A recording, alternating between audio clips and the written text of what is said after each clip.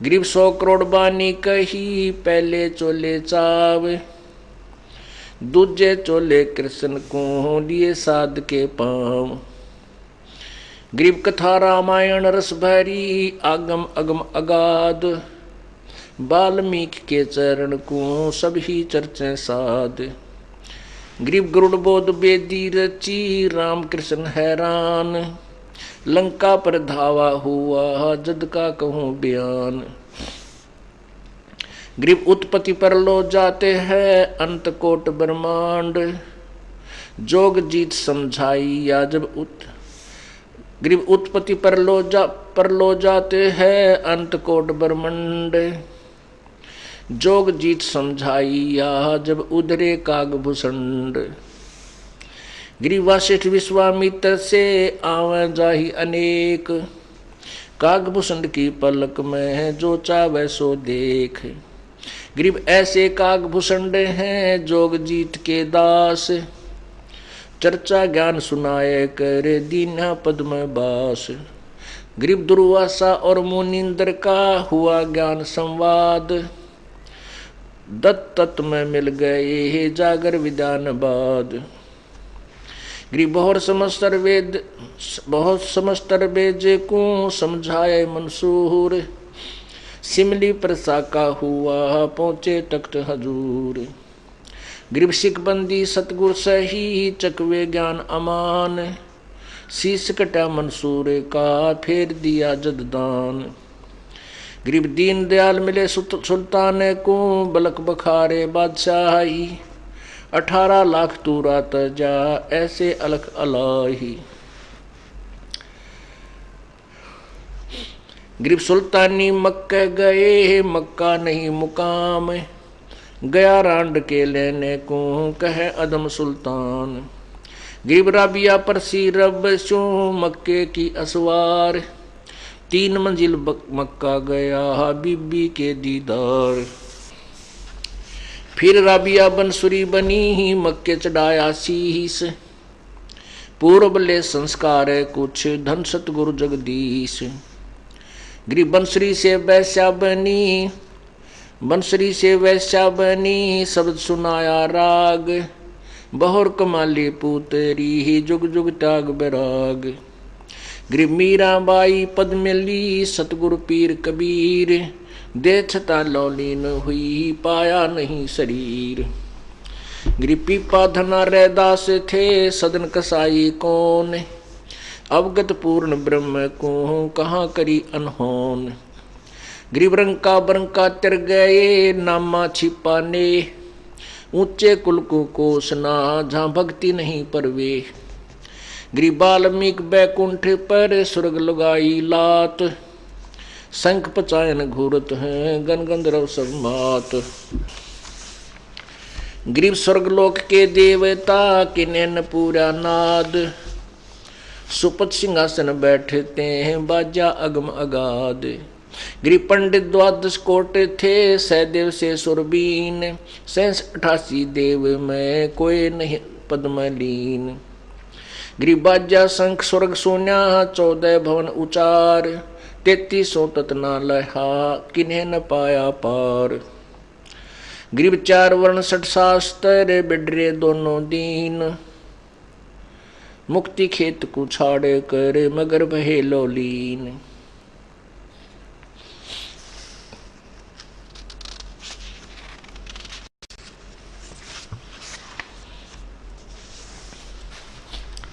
पुण्यात्माओं,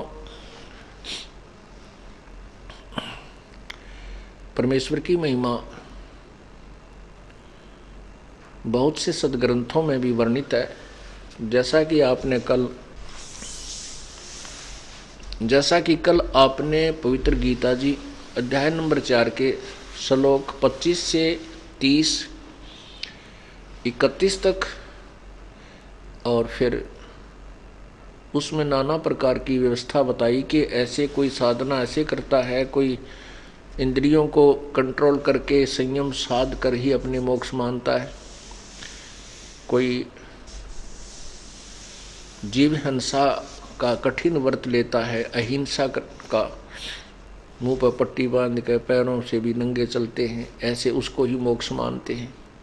कोई तप करके, खड़ा होकर के, कोई बैठ के, कोई किसी प्रकार, कोई केवल अल्पाहार करके, अपनी अपनी साधनाओं को पाप नाशक जानकर करते हैं।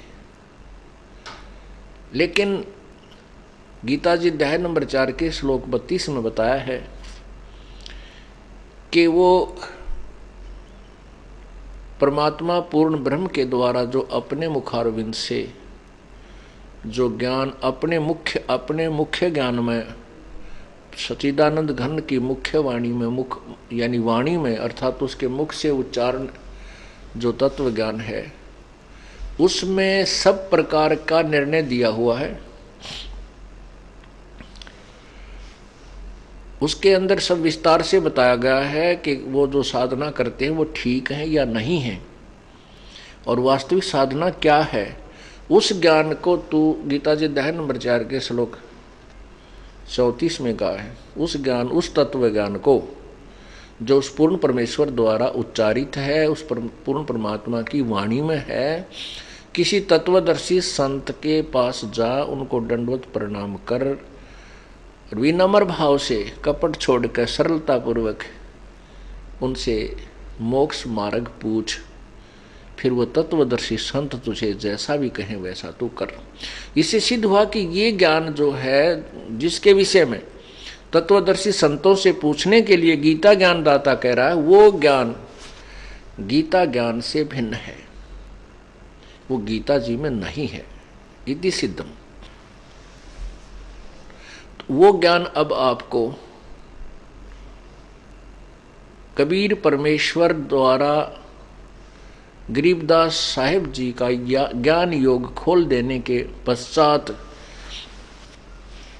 ये समझो कि कबीर परमेश्वर ने अपनी वाणी और गरीबदास जी के अंतःकरण रूपी कंप्यूटर में शिफ्ट कर दी, फीड कर दी, और फिर वो गरीबदास जी के अंदर से वो वाणी फिर कबीर जी की आज्ञा से ये सब तत्व ज्ञान प्रचार हुआ।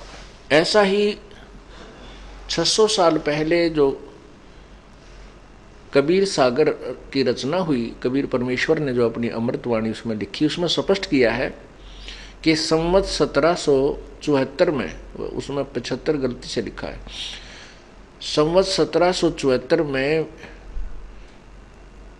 मेरी महिमा की वाणी प्रकट होगी। वो 12वां पंथ होगा गरीबदास का, यानी गरीबदास जी के द्वारा, मेरे द्वारा बताया गया यथार्थ ज्ञान की महिमा उनके द्वारा प्रकट होगी। लेकिन उन 12 पंथों में, जिसमें गरीबदास पंथ भी इंक्लूड है और सब कबीर पंथ जितने 11 और कबीर पंथ हैं वो भी, उनमें यथार्थ ज्ञान ना होने से, यथार्थ वे ऑफ वर्शिप ना होने से, पूजा की विधि शास्त्र अनुकूल ना होने से वो 12 के 12 पंथ मोक्ष प्राप्त नहीं कर सकेंगे। उनके अनुयायी असंख्य जन्म भी मोक्ष प्राप्त नहीं कर सकेंगे। फिर परमात्मा ने कहा है कि मैं उस 12वें पंथ में मैं ही चलकर आऊंगा, उस 12वें पंथ में मैं ही चलकर आऊंगा और सब पंथों को समाप्त करके एक ही पंथ चलाएंगे। एक बार फिर पढ़िए उस कबीर सागर, पवित्र कबीर सागर को, क्योंकि परमेश्वर कबीर जी के मानने वालों की संख्या संसार में बहुत अत्यधिक है, और वो अपने आप को कबीर पंथी भी कहते हैं और गर्व भी मानते हैं कि हम कबीर पंथी, लेकिन वो कबीर पंथी नहीं है। क्योंकि पंथ का अर्थ होता है जो मार्ग परमात्मा ने दर्शन किया है उसी मार्ग पर हम जा रहे हैं तो हम उसके अनुयायी, उसके पंथी हैं, और हम उसके विरुद्ध जा रहे हैं तो हम उस पंथ के पंथी नहीं हैं। हम उस दिशा में नहीं जा रहे हैं जिस दिशा की तरफ हमारे कबीर परमेश्वर ने संकेत किया हुआ है। ये देखिएगा कबीर सागर,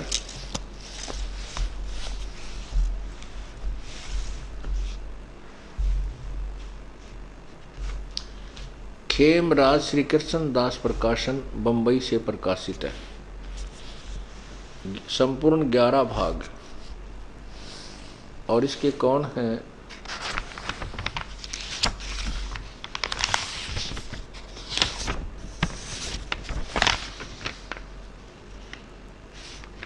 मुद्रक है। हाँ, ये इसका प्रथम खंड है। ये है कबीर पंथी भारत पथिक स्वामी युगलानंद बिहारी द्वारा परिष्कृत। मुद्रक एवं प्रकाशक हैं खेमराज श्री कृष्णदास, अध्यक्ष श्री वेंकटेश्वर प्रेस, खेमराज श्री कृष्णदास मार्ग, मुंबई। इसमें अलग अलग भाग हैं।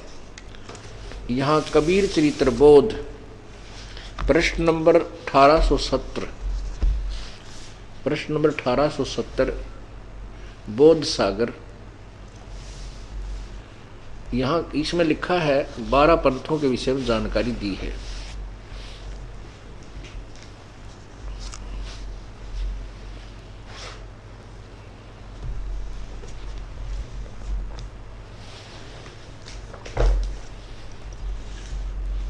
ये देखिएगा,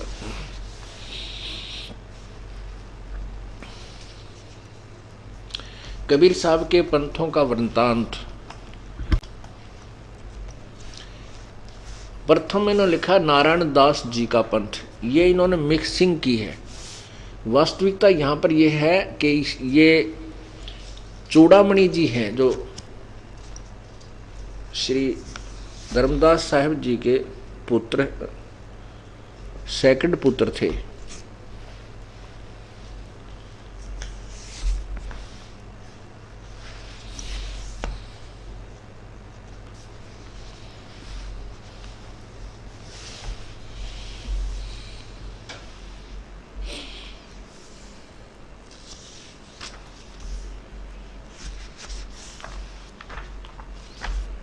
अब ये साथ साथ आपको दिखाएंगे, तभी ये बात आपके समझ में आएगी। ये आपने 1870 कबीर चरित्र बोध देखिएगा, कबीर चरित्र बोध। ये पृष्ठ है 1871 और 1870 से प्रारंभ है। इसमें क्या लिखा है?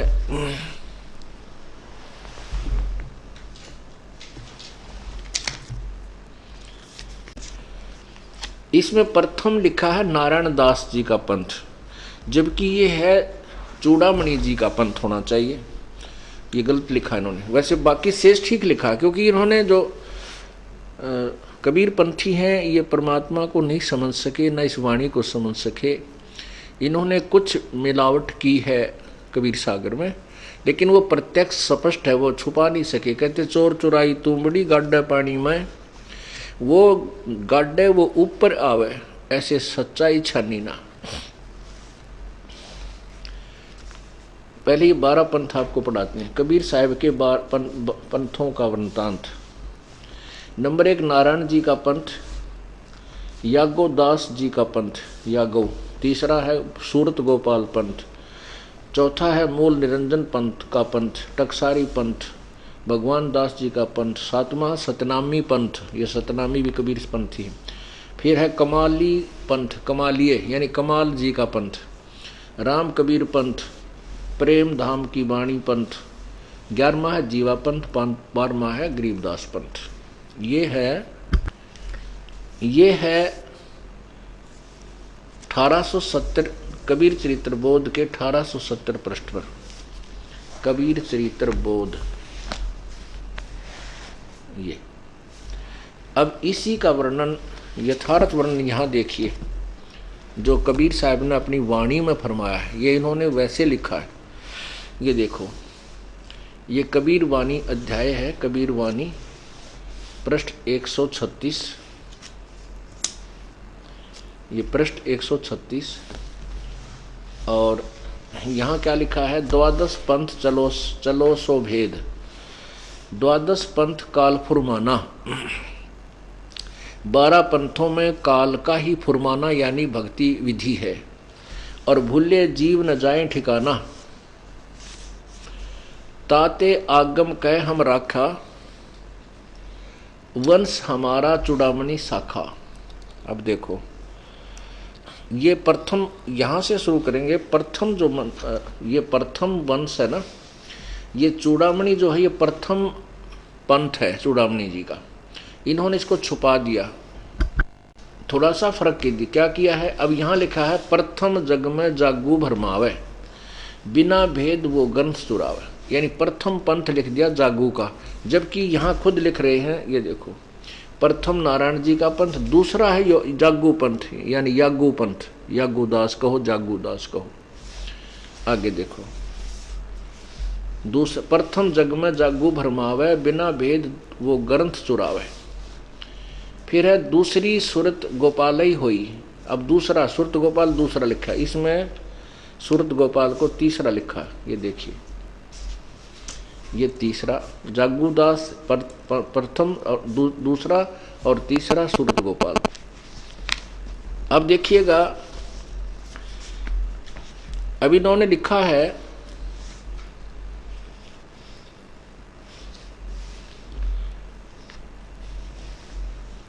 अब तीसरा, इन्होंने दूसरा सुरत गोपाल लिखा है, यहां पर सुरत गोपाल को तीसरा लिखा है, क्योंकि यहां नारायण दास यहां होना चाहिए था चूड़ामणि।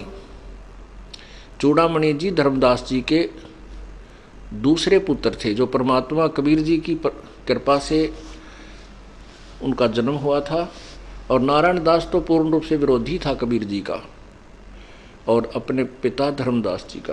तो यहाँ उन्होंने गलती की है, यहाँ लिखा नारायण दास, जो कि यहाँ स्पष्ट है, जो कबीर जी की वाणी में, द्वादश पंथ काल फुरमाना, भूले जीव न जाए ठिकाना, ताते आगम कह हम राखा, वंश हमारा चूड़ामणि शाखा। तो यहाँ से प्रथम होना चाहिए, चूड़ामणि जी का प्रथम पंथ होना चाहिए।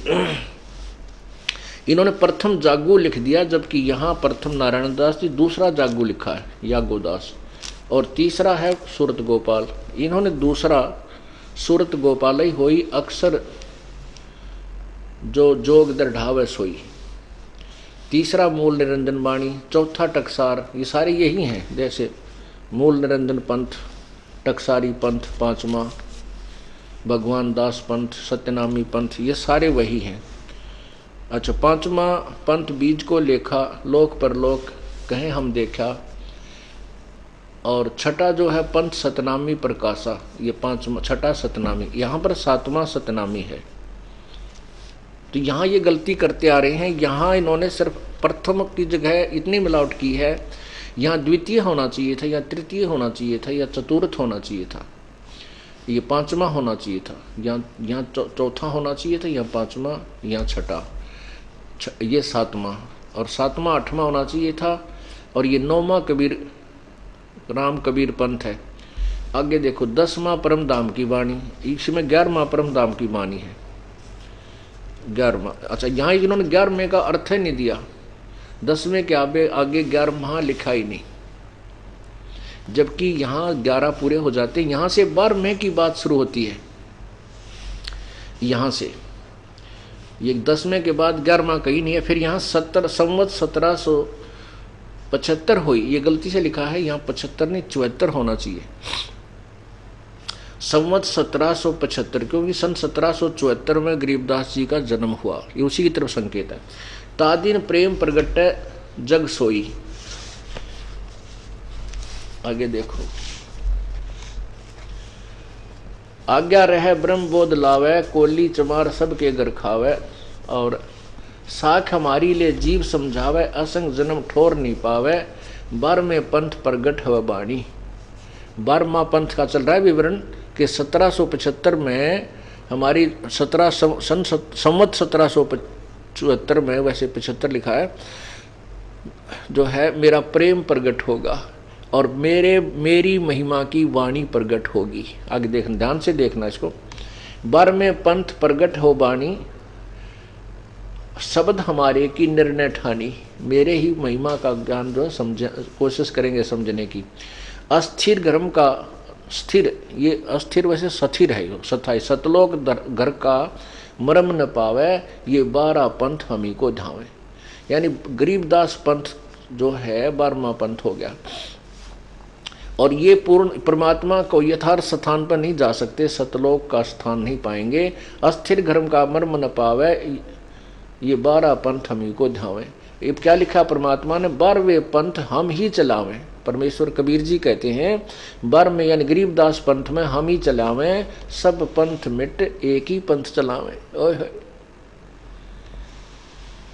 अच्छा, धर्मदास को कह रहे हैं तब लग बोधो कुरी चमारा, फिर तुम बोधो राज दरबारा।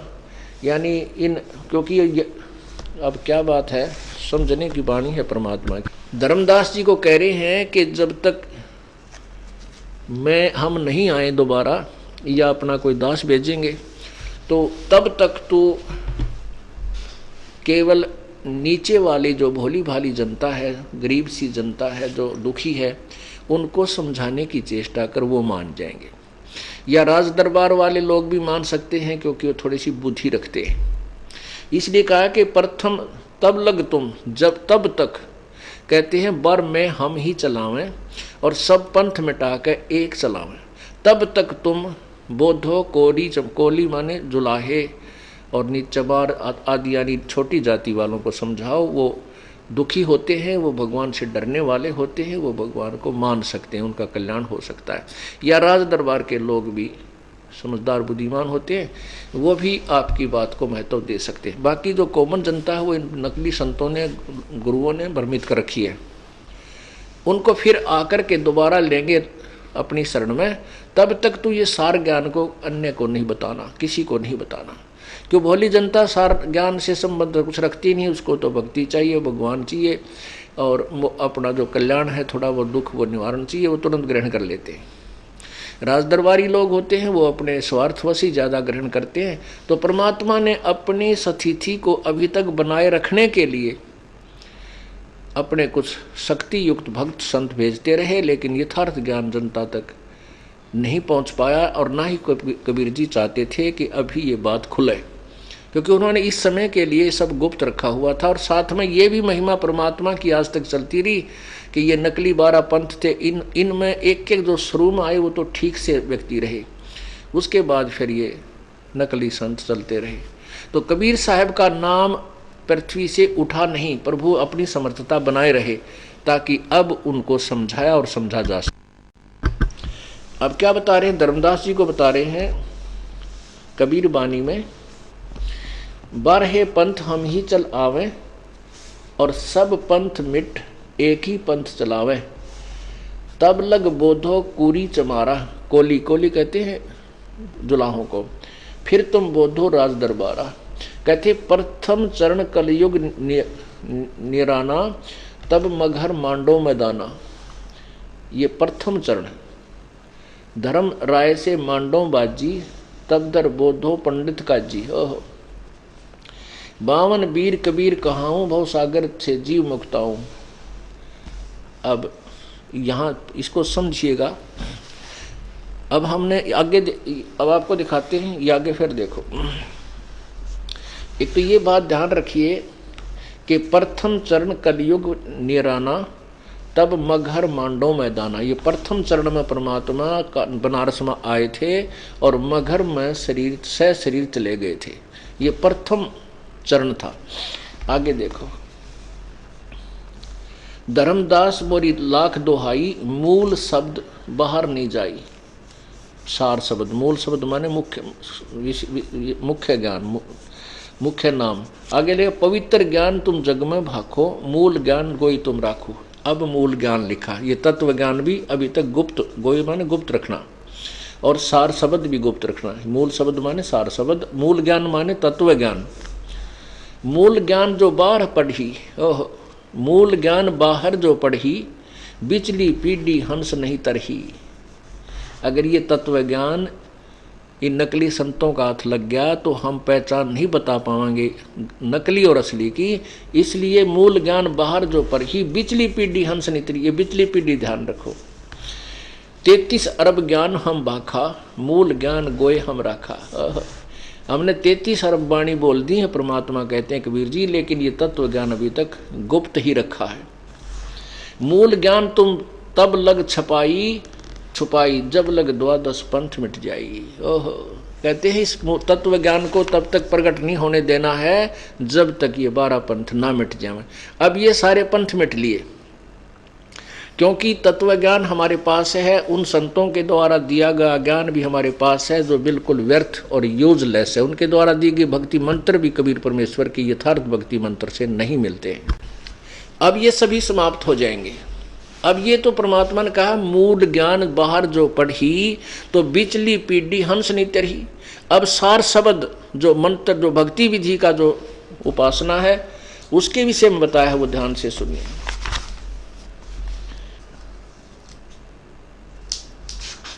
ये देखिएगा जीव धर्म बोध पृष्ठ 1937 पर सार शब्द के विषय में कहा है।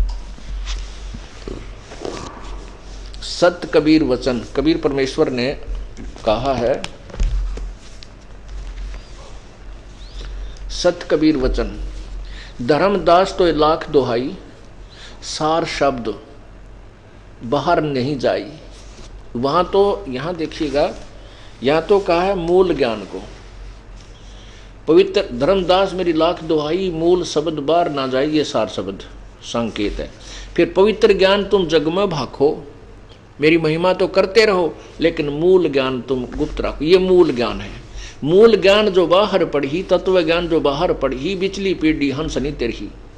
यहाँ तो क्या है मूल ज्ञान के विषय में 33 अरब ज्ञान हम बाखा, मूल ज्ञान गोए हम राखा। मूल ज्ञान यानी तत्व ज्ञान तुम तब लग छिपाई जब लग द्वादश पंथ मिट जाई।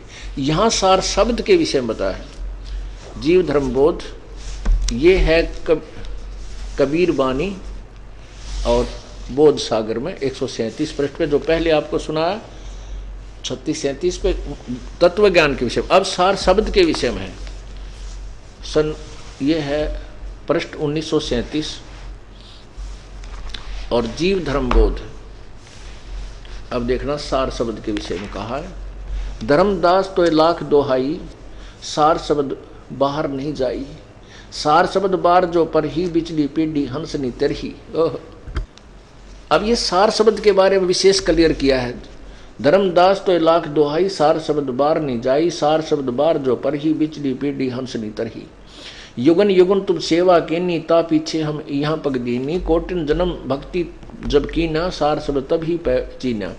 अंकुर जीव होए जो कोई, सार शब्द अधिकारी सोई। के जो खास जीव होगा, पहले का भक्ति युक्त होगा और अंकुरी होगा यानी हमारा भक्त होगा, वो सार शब्द का अधिकारी होगा। सत कबीर प्रमाण बखाना, ऐसा कठिन है पद निर्वाणा।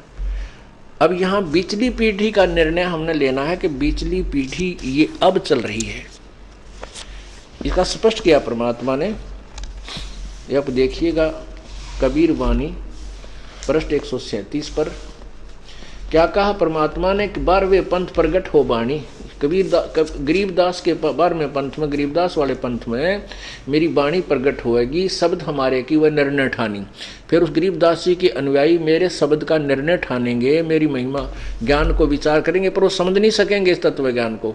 इसलिए भक्तिहीन होकर के असंग जन्मों तक वो सतलोक नहीं जा सकते। ये देखो 12वें पंथ प्रगट हो बाणी, शब्द हमारे की निर्णय ठानी। स्थिर घर का मरम न पावे, सतलोक नहीं जा सकेंगे।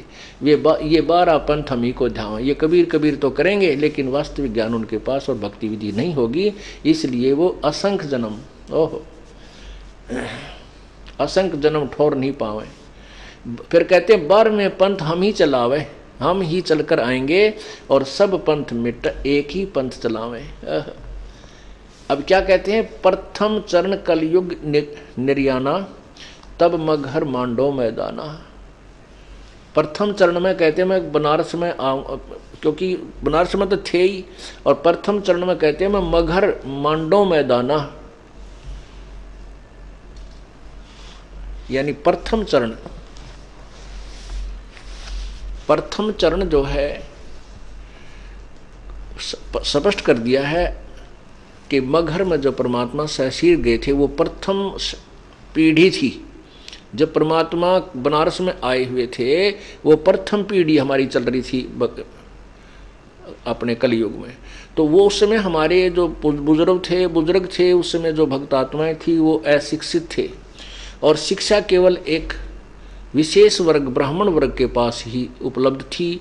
उन्होंने भक्ति मार्ग को न समझा, केवल स्वार्थ मुख्य मान करके उन्होंने इस भक्ति को बर्बाद किया। परमात्मा ने यथार्थ ज्ञान समझाया, कहने की चेष्टा की, लेकिन उन स्वार्थी गुरुओं ने, ऋषियों ने, महर्षियों ने परमात्मा की महिमा को जनसाधारण तक नहीं जाने दिया। ये तो थी प्रथम पीढ़ी।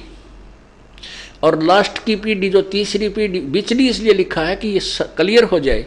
अब ये बिचली पीढ़ी शुरू होगी। लास्ट की पीढ़ी जो कलियुग की होगी वो कृतघ्नी हो जाएंगे, कति भगवान भजे नहीं, और बहुत बुरा हाल हो जाएगा कलियुग के लास्ट में। सभी मांसाहारी हो जाएंगे, कोई मर्यादा नहीं रहेगी, मनुष्य को मनुष्य खाने लग जाएगा, ऐसा जुल्म हो जाएगा। तो कहते वो पिछली पीढ़ी तो कृतघ्नी, पिछली पीढ़ी तो लास्ट वाली पीढ़ी तो कृतघ्नी हो जाएंगे, और अब बीच वाली पीढ़ी जो अब चल रही है वर्तमान में, और ये हजारों वर्ष चलेगी, ये पार करने हैं।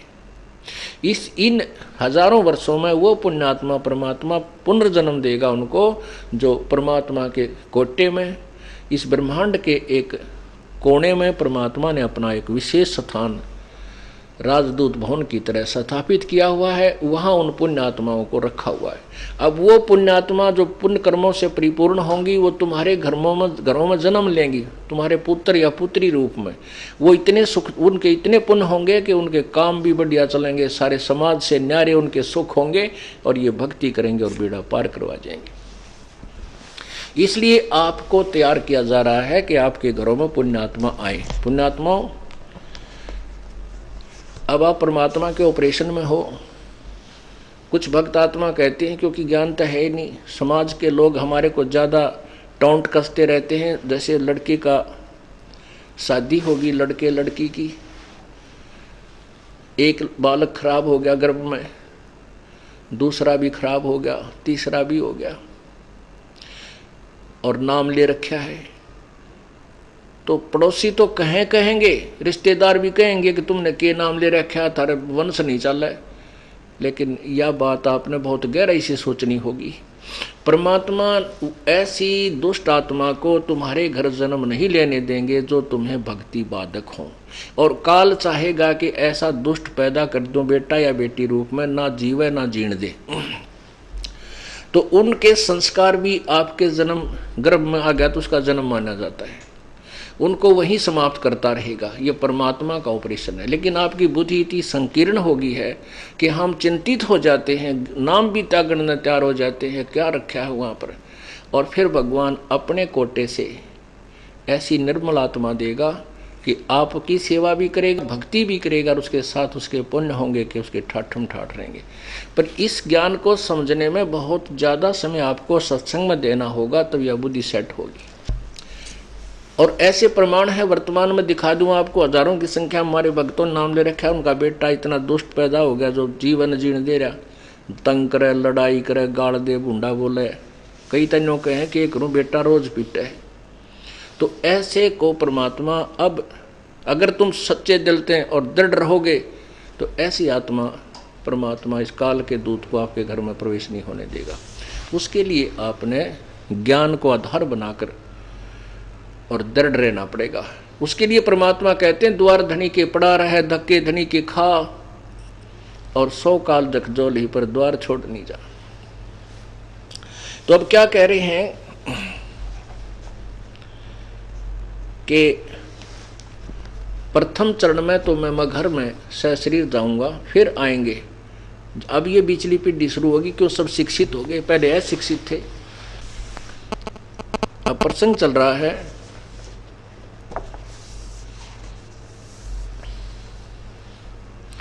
कि गीता जी में कहा है कि उस पूर्ण परमात्मा की महिमा तत्वदर्शी संत बताते हैं, और उस तत्व ज्ञान में परमात्मा के द्वारा, प्रभु के द्वारा अपने मुख्य ज्ञान में, अपनी वाणी में जो अपनी ही महिमा आप ही बताई है, उसके अंदर ये सभी क्रियाएं भगवान की भक्ति कैसी होनी चाहिए और कैसी नहीं होनी चाहिए, जो व्यर्थ है, उसका उस तत्व ज्ञान के अंदर विस्तृत वर्णन है। उसको किसी तत्वदर्शी संतों के पास जाकर समझ और उनसे फिर वो मार्गदर्शन प्राप्त कर। वही ज्ञान जो गरीबदास जी महाराज के माध्यम से परमात्मा ने अपने अपनी वाणी को प्रकट करवाया है कि संवत 1774 सोई 75 सोई तागड़ प्रेम प्रगटै सोई। तो उसमें लिखा कि मेरी वहाँ वाणी प्रकट होगी, मेरी महिमा की वाणी प्रकट होगी, लेकिन उसके अनुयायी गरीबदास पंथ के 12वें पंथ के अनुयायी भी मेरी महिमा से अपरिचित रहेंगे, क्योंकि वो समझ नहीं सकेंगे। इसलिए नहीं समझ सकेंगे क्योंकि उनको तत्वदर्शी संत नहीं मिले। गरीबदास जी तत्वदर्शी संत थे, बंदी छोड़ थे।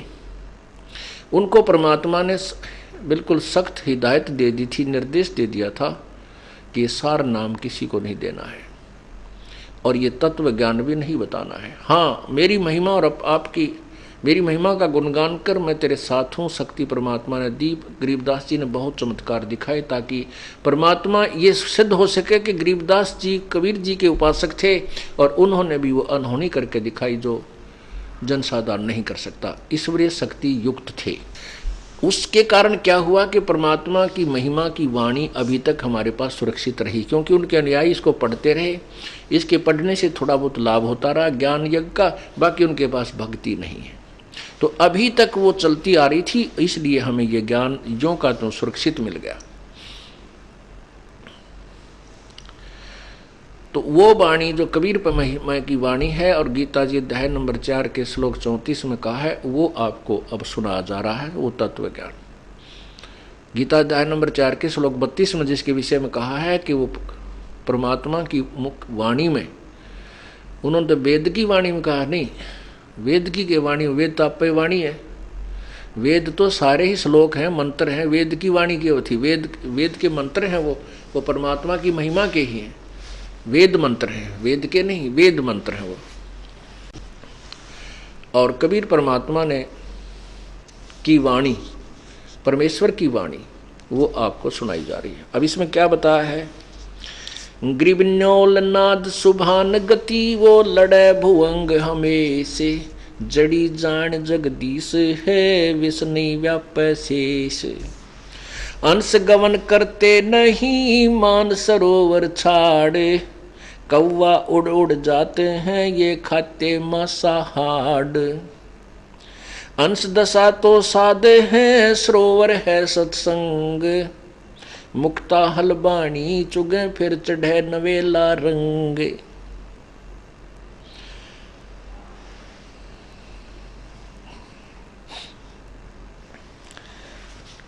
इन अमृतवाणी का आपको अनुवाद सुनाते हैं। इस 5वें वेद को आपके समक्ष पढ़कर सुनाया, अब इसका अनुवाद करते हैं इन मंत्रों का। न्योली नाद सुभान गति, न्योल, न्योल होता है एक नेवला जिसे कहते हैं, नेवला एक जानवर है, गिलहरी से थोड़ा बड़ा होता है। आपने गिलहरी तो आम देखी होगी, उसी तरह का होता है। और वो सर्प के साथ पंगा मोल ले लेता है। सर्प होता है लगभग 8 फुट 9 फुट 10-10 फुट का लंबा और बड़े शरीर युक्त, और वो नेवला होता है सारा 10 इंच का, बड़े चूहे जैसा। तो वो सर्प के साथ लड़ता है। बताओ उसकी क्या औकात है, इतने बड़े जानवर के साथ वो छोटा सा जानवर लड़े। वो कैसे लड़ता है, वो क्या करता है कि एक जड़ी होती है, एक जड़ी होती है जंगल में, उस जड़ी की महक से सर्प को चक्कर आने लग जाते हैं। वो नेवला सर्प जब पंगा लेता है, उसको पता होता है कि यहाँ आसपास की झाड़ी में वो जड़ी है, तो उस झाड़ में जाकर के वो पहले घुसता है, फिर उस जड़ी की महक को अपने श्वासों के द्वारा अंदर ग्रहण करता है, फिर उसको रोक लेता है। रोक करके आके सर्प के पूंछड़ पर पंजे मारता, सर्प घूम कैसे आता है, फिर वो श्वास छोड़ देता है उसके सामने। तो वो जो जड़ी सूंघ के वो आया था, जैसे बीड़ी पीने वाले बीड़ी पी कर फिर धुआं रोक लें थोड़ी देर, फिर छोड़ रहा, तो ऐसे वो सर्प जो है वो उस नेवला उस जड़ी को सूंघ के आता है और सर्प की तरफ उसने छोड़ देता है स्पीड से। तो वो सर्प के जो श्वास ग्रहण करता है तो उसको चक्कर आने लग जाते हैं। फिर सर्प सामने रुक नहीं सकता, वो अपनी जान बचाकर भागने की चेष्टा करता है। नेवला उसकी बूंदी पर जाकर पीछे से उसके मुख पर बैठ जाता है और उसको ऐसे बार बार वो महक छोड़ता रहता है और सर्प जो है निष्क्रिय हो जाता है, उसको सर्प को मार डालता है। अब नेवले की सर्प की तुलना में नेवले की क्या औकात है कि वो लड़के सामने आकर के उससे लड़ सके और उसको हरा सके या मार सके? नहीं। लेकिन वो उसने एक विधि अपना ली, वो जड़ी ढूंढ ली जिससे सांप जो सर्प जो है कंट्रोल होता है। तो परमात्मा कहते हैं जड़ी जान जगदीश है विष्णि व्यापै शेष, न्योल न्योल नाद सुभान गति वो लड़े भुजंग हमेश, जड़ी जान जगदीश है विष्णि व्यापै शेष। परमात्मा ने क्या संकेत दिया है? आपको जो हमने सतनाम और सारनाम दे रखा है, जिनको सतनाम प्राप्त है, कहते हैं ये वो नेवले वाली जड़ी है और काल जो है ये सर्प है, बहुत इसको समझ लो शेष नाग के तुल जानो जिसके 1000 फुन हो। और ये श्वास का जो सिमरण सतनाम आपको दिया है ये वह जड़ी समझ लो, जड़ी जान जगदीश है, परमात्मा की शक्ति है उसके अंदर, इस मंत्र के अंदर। इस मंत्र का श्वास से सिमरण करते ही जो काल आपके ऊपर अटैक करता है वो निष्क्रिय हो जाएगा और काल सामने रुक नहीं सकता, वो भाग जाएगा। ना यमदूत रुक सकते, ना ये भूत रुक सकते। तो यहां क्या बताते हैं? नौल नाद सुभान गति लड़े भुजंग हमेश, जड़ी जान जगदीश है व्यसनी व्यापै शेष। अंश गमन करते नहीं मान सरोवर छाड़े, कौवा उड़ उड़ जाता है वो खाता मांसाहार। एक हंस पक्षी होता है, हंस पक्षी के अंदर एक कुदरती गुण है इस प्रभु दत्त कि वो सरोवर पर जाएगा, झील पर जाएगा तो वहां पर वो कोई मेंढक मच्छी नहीं खाता, वो उन घोग्यों को नहीं खाता जो कौवा और बुगले खाते हैं। वो तो मोती मिल जाए तो खाएगा, नहीं तो मर जाएगा, निराहार रह जाएगा। हंस में एक और गुण होता है, हंस के सामने दूध में जल डाल कर रख दो, 1 गिलास दूध 1 गिलास जल उसको मिक्स कर दो और फिर उसको रख दो, तो वो क्या करेगा? हंस, उसने ऐसा गुण दिया प्रभु ने, चोंच डालते ही वो दूध अलग हो जाएगा, वो दूध को ग्रहण कर लेगा और पानी को वहीं छोड़ देगा। ऐसा कोई भी केमिकल नहीं है कि दूध को ज्यों का तो सुरक्षित रख दे और जल को उससे अलग कर दे। उबाल के वो तो अलग बात है, वाष्प बना के पानी जला के दूध रख लिया, लेकिन परमात्मा ने हंस में ऐसा गुण दिया, वो दूध और पानी को छान देता है। दूध पानी को छानना अर्थात अच्छे और बुरे को देखकर सार को ग्रहण कर लेना, ये हंस के गुण होते हैं।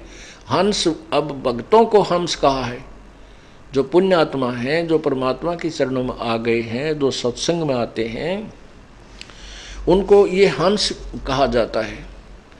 आपने बुरे और अच्छे को पहचान लिया है, बुराई को अलग कर दिया है और अच्छाई को ग्रहण कर लिया, आप हंस हो गए। बीड़ी शराब मांस तम्बाकू आपने त्याग दिया, चोरी ठगी जारी आप नहीं करोगे।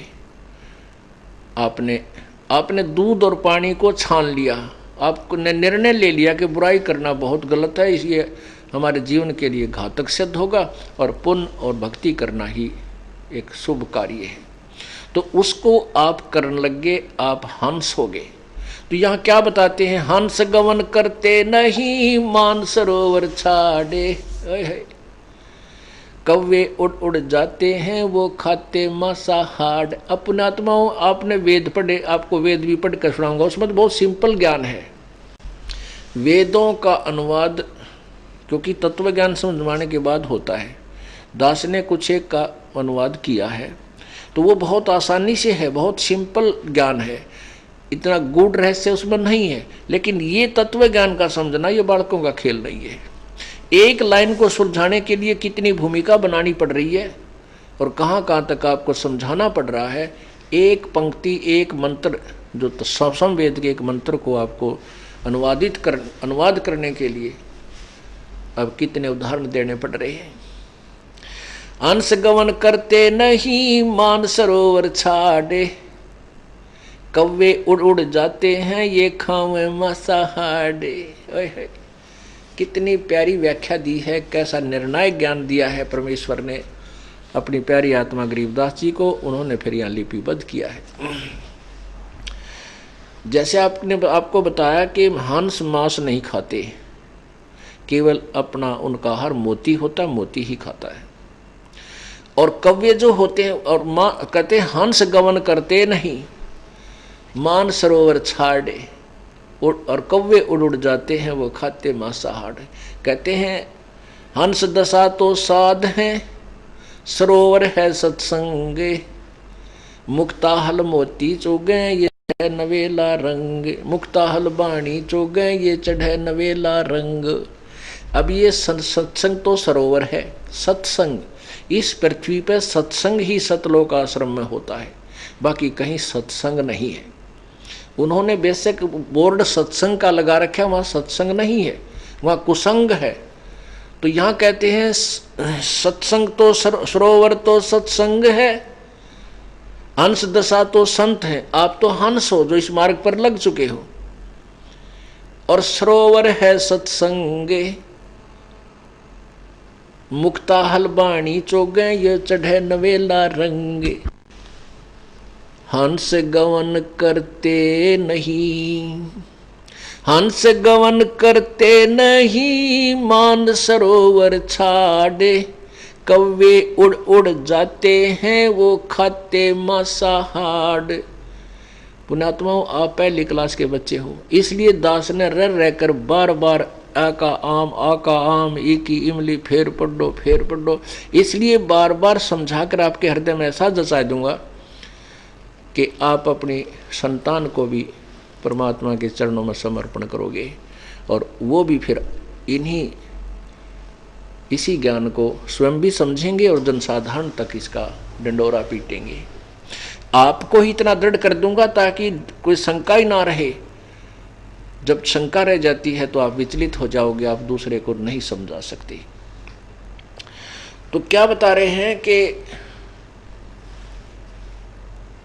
हंस गवन करते नहीं, हंस उस जहां मोती हो, हंस उस सरोवर को छोड़कर नहीं जा सकते, और कौवे वहां रुक नहीं सकते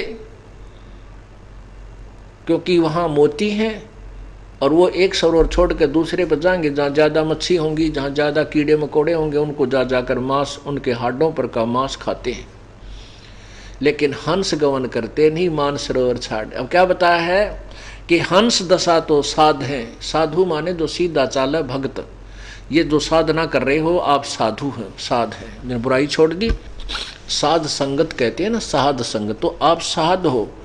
कहते हैं साध, हंस दशा तो साध है, वो हंस तो समझो ये भक्त है, और सरोवर है सत्संग, ये सत्संग जो है ये सरोवर है जहाँ पर मुक्ता हलबाणी चुगे फिर चढ़े नवेला रंग। ये कहते हैं इस अमृत रूपी बाणी रूपी मोती ये चुग रहे हैं, खा रहे हैं, ग्रहण कर रहे हैं कानों के माध्यम से, इनका चढ़े नवेला रंग, इनका ऐसा रंग भर जाएगा कि ये काल के हाथों नहीं आएंगे। हंस नहीं जाया करते ऐसे निर्मल सत्संग को छोड़ के, लेकिन वो कौवा रूपी जीव है, उन पर डटा नहीं जाओ तो उन्होंने तो बकवाद मन लगता है कि शराब पीवेंगे, कि तो रागनी सुनेंगे, कि तो चोरी करेंगे, कि तो कमीशन लेंगे, यानी वो नहीं रुक सकते यहाँ पर जो कव्य रूपी है।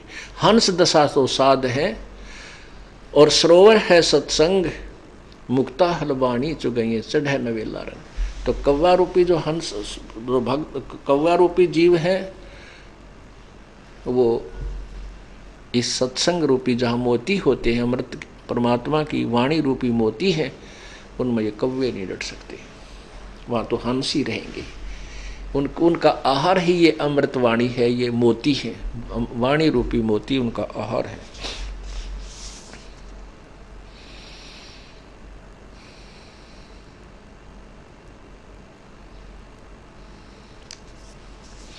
दरस परस नहीं अंतरा, रूमी बस्तर बीच, पारस लोहा एक डग, पलटे नहीं अभीच। अब क्या बताते हैं परमात्मा कि जिनके हृदय में कपट है, जिनके हृदय में परमात्मा की जगह नहीं बनी है, वो मोक्ष नहीं हो सकते, वो मुक्त नहीं हो सकते, उनका मोक्ष नहीं हो सकता। उदाहरण देते हैं कि एक पत्थर होता है जिसको पारस कहते हैं। उस पारस के पत्थर, उस पत्थर पारस पत्थर में एक ऐसा गुण होता है कि यदि उसको लोहे के साथ टच कर दिया जाए, वो उस पूरे लोहे के जो एक मास पूरा होगा, उस पूरे लोहे के टुकड़े को सोना बना देता है।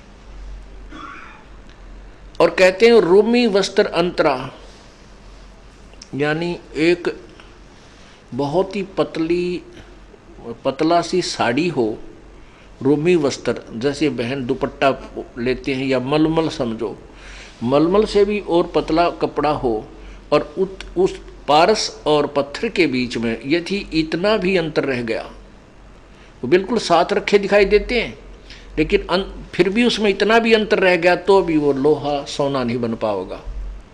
और साथ ही रखे हैं, तो कहने का भाव यह है कि सत्संग में भी आवें और उनके अंदर जगह नहीं, परमात्मा की कसक नहीं बनी, उनका मोक्ष नहीं होगा। अब गरीबदास साहब क्या समझा रहे हैं? कस्तूरी नाम कबीर है, ये बिन छेड़े मैं कंते, आद अंत की कहते हूँ, पटतर कोई न संते। कस्तूरी नाम कबीर है। कस्तूरी में एक बहुत सुंदर महक आती है, बहुत ही सुखदाई महक आती है, वो अपने आप निकलती रहती है उसके अंदर से। कहते हैं कस्तूरी नाम कबीर है, और बिन छेड़े मैं कंत,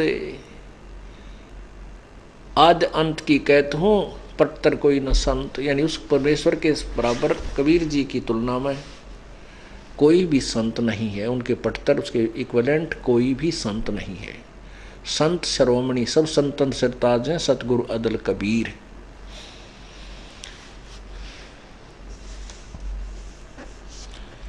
चिदानंद चंदन कला अवगत लहर उठंत, जिन आकार अजोख पद, त्रिकुटी में दीखंत।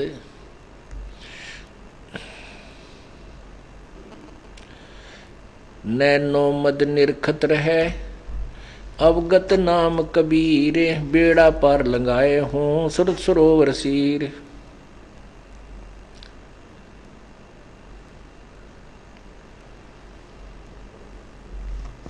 दो नैनों बीच कमल है, उज्जवल हिरंबर धाम, शेष शेष पुन रटत हैं, जिन्होंने पाया वो राम।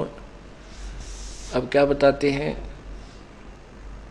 कि त्रिकुटी के अंदर दो नैनों के बीच कमल है, जो त्रिकुटी का जो दो दल का कमल है, जिसकी दो पंखड़ियां हैं, वहाँ उज्जवल हिरंबर धाम, वो त्रिकुटी स्थान बहुत ही सुंदर है, और वहाँ पर परमात्मा आपको दर्शन देगा। उस परमेश्वर को शेष शेष फन रटत है, जिन्होंने पाया वो राम, वह राम, वह तत्व ब्रह्म उनको भी नहीं मिला। गरीब शेष 88 ना गए, 2400 पर चोखे, 3300 पर तलब है, कोई बकरा कोई बोके। से 88,000 ऋषि भी उस परमात्मा को नहीं उस विधि को नहीं प्राप्त कर सके, ना ही ये तत्व ज्ञान उन्हें मिला, ना ये 33 करोड़ देवता प्राप्त कर सके। उस तत्व ज्ञान के भाव से यथार्थ भक्ति ना करके ये 33 करोड़ देवता, 88,000 ऋषि, ये 84 लाख योनियों में जाएंगे, कोई बकरा कोई बोक बनेगा। अर्थात ये 84 लाख योनियों में जाएंगे। पुण्यात्माओं, अब इस तत्व जो है सौसम वेद अर्थात इस परमेश्वर की अमृतवाणी, इस तत्व ज्ञान को समझने के लिए एक बहुत ही धैर्य की आवश्यकता आपको पड़ेगी। अब यहाँ ये कहा जाता है कि 33 करोड़ देवता और 88,000 ऋषि भी उस परमात्मा की महिमा से अपरिचित हैं, जिस कारण से वो 84 लाख योनियों में रहेंगे और जाल काल के जाल में रहेंगे। तो जन साधारण जो पहली बार सुनेगा तो ये सोचेगा कि संत तो बावड़ा है, मूर्ख है, पता नहीं एंड बैंड बोल रहा है, या कोई बात हुई। इतने महापुरुष जिनकी महिमा गाई जाती है, और ब्रह्मा विष्णु महेश को तो हम एक बहुत ही सत्कार करते हैं, आदरणीय मानते हैं। इनको भी कहते हैं भगवान नहीं मिला। अरे भगवान मिलेगा भक्ति करने से, पर वो भी एक जीव संज्ञा में। ठीक है, वो पुण्य आत्मा थे, काल के इस लोक में वो हमारे से अच्छी आत्माएं हैं, इसलिए उन काल ने उनको अपनी मुख्य पोस्ट पर नियुक्त कर रखा है। जब उनकी वो पुण्य समाप्त हो जाएंगी, ब्रह्मा विष्णु महेश भी 84 लाख योनियों में आएंगे। इसका प्रमाण आपको भी देता हूं। पहले हम इसको और पढ़ते हैं। 88 ना गए 2400 पर चोखे। 24 अवतार जो आए हैं, ये 2400 पर भी जो है ना प्रतिबंध है, वो परमात्मा को नहीं प्राप्त कर सके। 3300 पर तलब है, कोई बकरा कोई बोके। इन 33 करोड़ देवताओं पर भी, इन 24 अवतारों पर भी और 33 करोड़ देवताओं पर भी काल के ही लोक में रह करके कोई बकरा बनेगा, कोई बोक बनेगा। 88 5 में 2500 में पूछे, ये तो अस्थिर है नहीं, के बे मुकाम कबे कूचे। ये भी चला चलिए के अंदर है। कभी यहाँ मर गए, फिर स्वर्ग में उसे मर गए, नरक में, नरक से चले फिर 84 लाख योनियों में।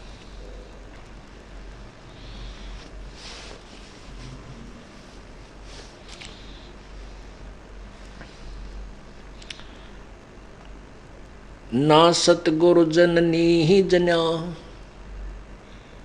गरीबदास जी कबीर परमेश्वर के विषय में कह रहे हैं, ना सतगुरु जननी जन्या, जाके माने बाप। पिंड ब्रह्मंड से बाहर है, जाना तीनों ताप। वो तो पिंड और ब्रह्मंड के पार है। कर्णनो दीदार महल में प्यारा है। गरीब कबीर साहिब जी की अमृतवाणी सौसम वेद में लिखा है कि पिंड और अंड के पार सो देश हमारा है। यहाँ गरीबदास जी भी वही उसकी समर्थन कर रहे हैं कि ना सतगुरु जननी जन्या, जाके माप माने बाप। पिंड ब्रह्मंड से रहित है, पर ब्रह्मंड से बाहर है, नावा तीनों ताप।